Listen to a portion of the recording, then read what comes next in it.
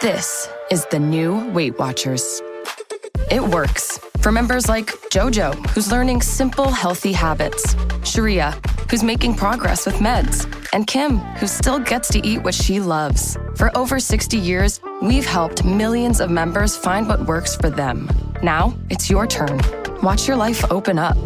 Watch your story shift. Watch what you're capable of. Watch it work. Get started today at WeightWatchers.com. This is an ad by BetterHelp Online Therapy. October is the season for wearing masks and costumes, but some of us feel like we wear a mask and hide more often than we want to. At work, in social settings, around our family.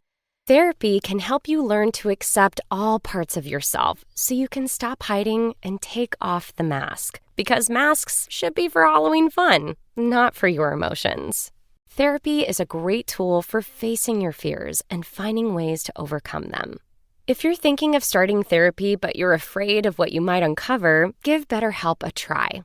It's entirely online, designed to be convenient, flexible, and suited to your schedule. Just fill out a brief questionnaire to get matched with a licensed therapist and switch therapists at any time for no additional charge. Take off the mask with BetterHelp. Visit BetterHelp.com today to get 10% off your first month. That's BetterHelp, HELP.com.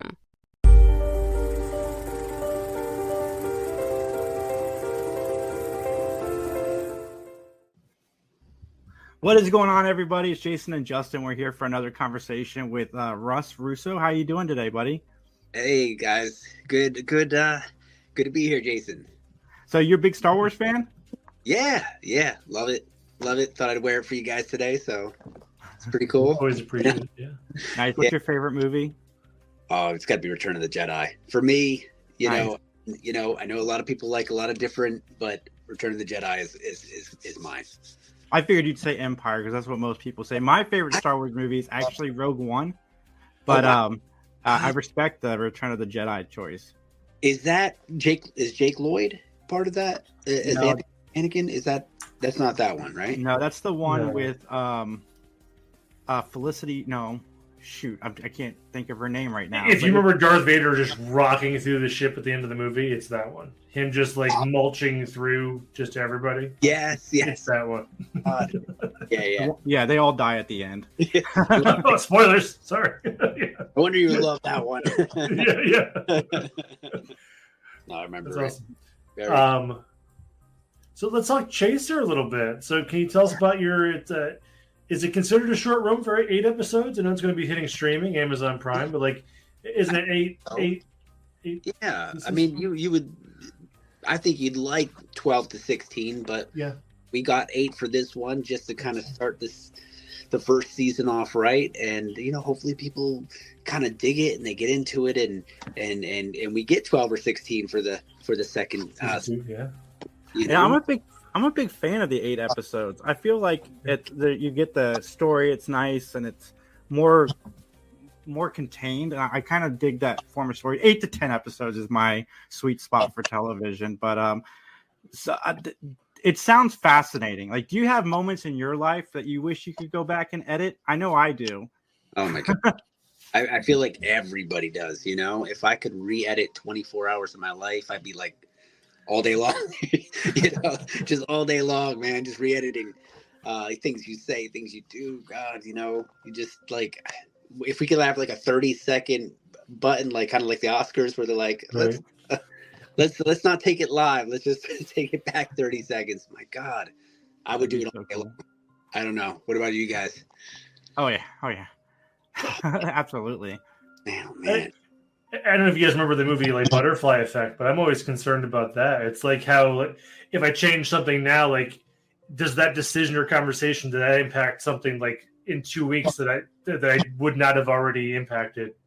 Yeah, when I was, you know what I mean. So I maybe you guys touch on that in your show. I don't know. Exactly. It touches on that. That's one person has said it was like Back to the Future meets Donnie Darko, but I think Butterfly Effect has a big impact on a movie like this, because any small decision can affect your future, and I even think about my own life, and I'm married now. I've got a wife of 15 years. I got a 2 and 3 year old, but What if we hadn't met?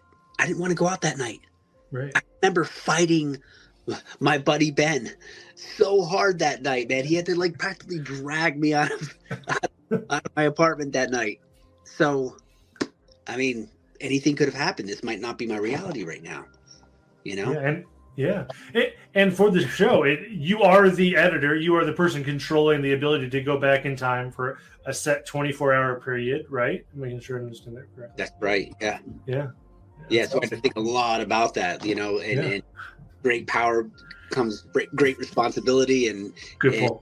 Yeah, and also, you know, if the good can come from it, what about the bad? Even if you don't know it's bad, like you said, you know, you may be editing because, hey, you know, this bad thing that happened to me, I don't want that to, I didn't want that to happen, but it might affect things in the future that are really great or really amazing that will never happen now because you deleting the bad thing could make something even worse happen in the future. So tell everybody, what's the show kind of about? Who's your character? That's right. So it's Eddie Sebastian. He's a lowly jobbing sort of editor out of LA. He's kind of falls for this sort of B-movie actress who goes on a job, you know, in Ohio, and he follows her there, you know, to sort of edit her project. And so it's sort of all about those escapades in you know, love and you know, desire and wanting to be someone more than you are. But you know, but that power, man, that power, it can do all kinds of things. So where was the show shot at? Was it shot in Ohio? That's where we're at in Ohio. Yeah, we had some footage shot in LA. And then we shot in Ohio. The creator, Daniel Romer, is from Ohio. I guess he grew up in Mansfield, Ohio. So, you know, we shot giant prison. Yeah. Ohio. You know it. Oh, wait, which show am I on? My God, I visited there. That place is ghostly. Oh my! Yeah. The things that were happening in those prison. Oh. Did you do the ghost tour? I did the ghost tour like maybe 2 months ago. It was wild. Like you did it recently, yeah. Yeah. When we shot like 3 years ago, but sure. Yeah. I was just like, you know, hair standing up in the back of the neck and like just trying to get out of the rooms sometimes. Orbs. I've got pictures with orbs.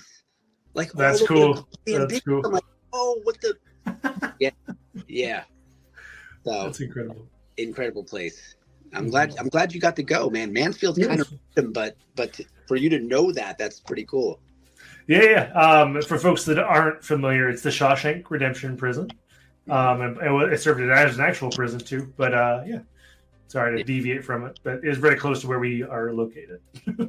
Oh wow, you guys are over there too. Mm-hmm. Yeah, close. No way. I loved being out there, man. I loved being out in Mansfield. We went up to Columbus a couple times. Cleveland. That's where we are, Columbus. We're based at Columbus. Yeah. Yeah, okay. So I got to visit, man. Columbus is the city. If you're going to be in Ohio, that's the one. I think so too. Yeah. Unless you've lived here for a long time, it's kind of boring. But yeah, you know it. But you know, I remember I'm always curious. What was the movie or television show or what got you wanting to be an actor? Like, what was it? Oh man, you know, when you're 20 and you don't know what you're doing with your life, I ended up just kind of randomly walking into free acting classes if you'll perform in our stage plays.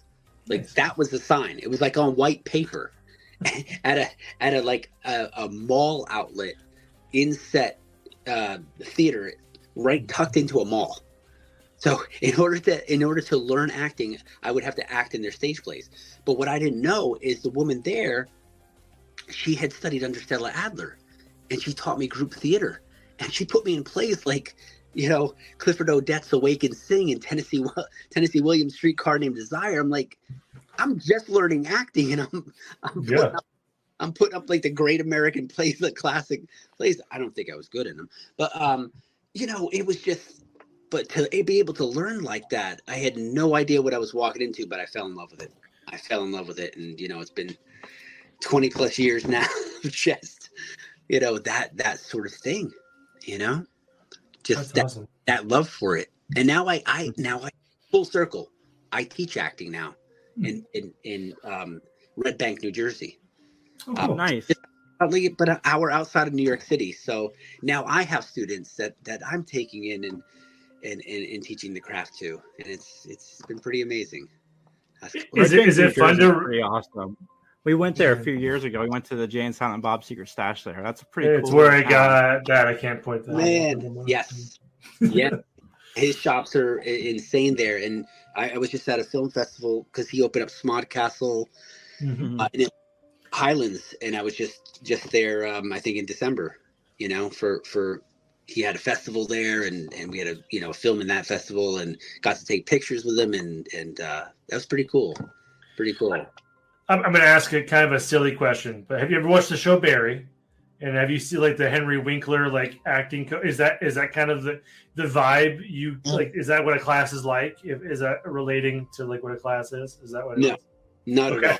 But I have watched, and in fact, we've gone so meta with that we performed a couple scenes from Barry because I had to do it because what I'm teaching specifically is, and it's, this isn't always typical, but what I felt the need for is to teach film and TV acting technique. So most schools, they start the way I started, like, here's the stage and let's teach you. But I feel like if you can even separate the two, I feel like, I had to teach specifically film and TV technique. So that's what we do. We break down scenes that are for film or for television, and we go through script analysis and scene study with that, rather than it being like a stage play where sometimes the expository language can be a little bit, it's almost overwrought, and you can't, it's more difficult to act in that way. Sure. Yeah. So you've been in shorts. You won an award for Best Actor in a short recently. You've done the television series that's coming soon, and then you've done some movies and so forth. Do you have a favorite medium? So it's got to be. I mean, for me, it's got to be film and TV. Just that's why I teach it now, because as much as I love the stage and I always hope to get back on the stage, the way that I like to do stage is when it's like this, when it's conversational, when it's when the audience is a few feet from you, or you're maybe mic'd up, so that the smallest thing that we do or feel is seen, rather than it being like I'm in a Broadway musical and I'm 5,000 feet from that person in the back row. I don't really, that doesn't turn me on. I don't want something like that. So probably film and television, because the camera seems to be more of an extension of your soul. It seems to really read what's going on inside of you, and it's really about bringing out that inner life. So I would say that's film and television. That's the chosen medium. Sure. Is the intimacy with the audience through that medium, or is the intimacy with like your castmates and like kind of is that different? Yeah, I don't separate the two.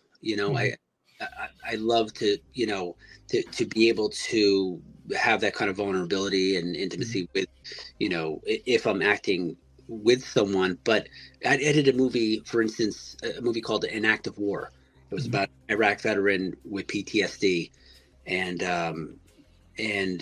most of the film I was acting alone. So if you have to convey things to the audience only through that inner world. There's nobody else to act opposite.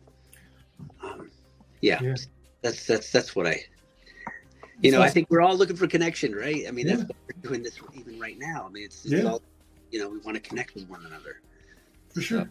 Yeah, absolutely. Do you have any fun stories from set? Oh my gosh, so many. But one thing I'll say, because I don't know if I can name the person, because you don't want to do that. Yeah. But on An Act of War, there was an actor who was a big TV star that was coming in for like 3 or 4 days. And, you know, I was really excited because like he was like one of my favorite characters on like one of my favorite shows and this kind of thing. And he came in and didn't know his lines. Brutal. He came in and delivered a performance like he was reading off cue cards. And to this day, I still don't understand how an actor can come into a movie and take it so unseriously. And, you know, you'll see the final product of the movie or the final, and you'll feel this and you'll feel that. But you'll notice that one performance never really got to where it needed to be. It stands out. It's so bad. So I don't know if that's a favorite. It's memorable. Said, and I want to put out like, you know, any bad juju, but I'm saying like, man, you know, that kind of hurts is what I'm saying. So when something like that happens, like, is it just a matter of you just take what you can get and move on because you can't spend all day doing the same scene over and over again? Right. How does that? Yeah. Okay. Exactly how it works. I mean, you're doing it for like 8 hours, and sometimes you even only have it mapped out for like a 4-hour day, and you can see that the director's like, "Oh my God, what's going on? Like, this man doesn't know his lines. Like, what's, you know?" And they're spending 8 hours on it, and they're you can see them crossing out half days for the next day, and you know, taking the schedule and just ripping up a page of it, and you just don't want things like that, man. So that was disappointing. Without naming names, that was disappointing. Sure. I gotta say, I'm a huge fan of J.J. Abrams as a producer, and you were on Revolution. Yeah. What was that experience like? That was very cool. But let me tell you another story about the acting world. When I was hired to do that job, I was hired in a different role altogether. I mean, I had several pages of my lines memorized. Flew from LA to North Carolina, was sitting in the trailer with these lines ready to go into makeup, and they're like, it's actually this character. And then they gave me 3 more pages and it was a completely different character. And I'm like, oh my God, what do I do? Because I realized this guy's begging for his life. And then on the call sheet, I see Mark Pellegrino, and he had been in like Capote. Yeah. And The Big Lebowski, and like one of my favorite actors that I never worked with him. And so I'm like, I have to be like, you know, crying and begging for my life all of a sudden within an hour from now, having just gotten these lines. So, Revolution was an interesting experience for sure. We've interviewed him before. I loved him. You chatted with Mark. He's great. Great. Yeah. Oh, that's awesome. So you guys know Mark. Yeah. No is a loose word, but yes, we talked with him. Yeah, we met him once. Okay. But no, man, that's awesome. That's awesome. What kind of like movies and stuff did you watch growing up? Oh my God, everything. God, I mean, you guys know, like the 80s movies are just. I don't know if that's gotten like deeply into my career, but like, you know, when you go to even the stuff like Less Than Zero and even the darker fare of you know, Some Kind of Wonderful, and you know, I see it seeping into Chaser, strangely enough. It's so strange how like when you watch these things that you know, and they're sort of like in your childhood, that they can sort of spill into your work. I never knew that until Chaser, really. So, sticking with Chaser, I'm always curious. Oh, sorry, I took you back. But are there hard rules around the 24-hour thing? Like thinking of Back to the Future or things like that there's probably a lot of like gotcha moments throughout your show. Like, did you have to really think through and be like, oh crap, this is way more than just 24 hours in terms of rules? So. Yeah, exactly. I don't want to give too much away, but absolutely, you have it right on point that, you know, some hijinks can, you know, ensue because of that hard, steadfast rule. So when does it come out? It comes out April 12th on Amazon? Amazon, yeah. So that's when, and I think Voodoo, Fandango, and all the cable, the Fios and the cable, will have it as well. So what was it like when you got that call that Amazon was picking it up? Oh, that was so cool. I had a relationship with a company called Buffalo 8. I don't know if you guys know Buffalo 8. They're sort of a distribution arm that, you know, in the last 10 years, they've kind of just picked up steam because they did the Jeffrey Dahmer tapes for Netflix. And yeah, and then they did Salvage with De Niro and Jack Huston from Boardwalk Empire. And so this was like, they're just picking up so much steam. So to be able to get Chaser to them, they're the ones who facilitated that. Thereafter, I was really, really proud of that. That's awesome. Yeah.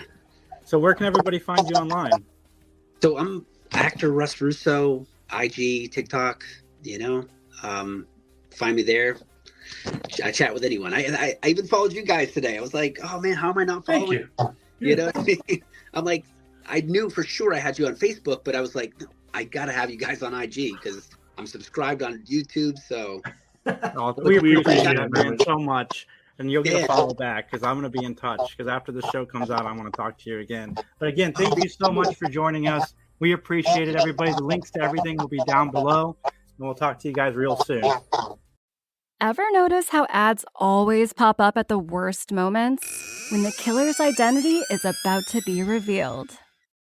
During that perfect meditation flow. On Amazon Music, we believe in keeping you in the moment. That's why we've got millions of ad-free podcast episodes, so you can stay completely immersed in every story, every reveal, every breath. Download the Amazon Music app and start listening to your favorite podcasts ad-free, included with Prime.